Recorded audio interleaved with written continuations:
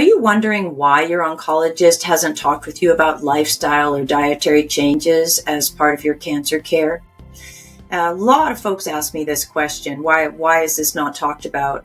Fundamentally, your medical oncologist has one particular role. It's administer cancer treatment and monitor your response to cancer treatment. And when we're talking about science, we know that the more variables you start adding in and manipulating at the same time, the harder it is for whoever's doing the study, in this case your doctor, monitoring your response to your cancer treatments, to really tell how you're responding and what's going on. This is why, you might get a little bit of a reluctant response when you tell your doctor you might be trying some naturopathic or alternative therapies.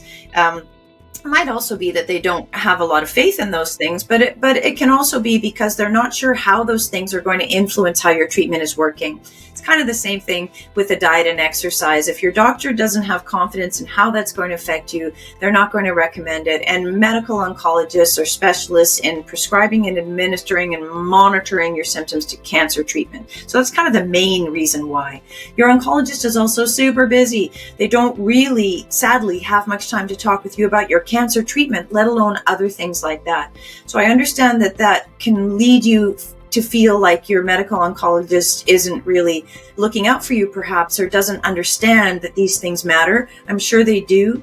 What matters is that you find a good resource for a good science-based cancer-fighting diet.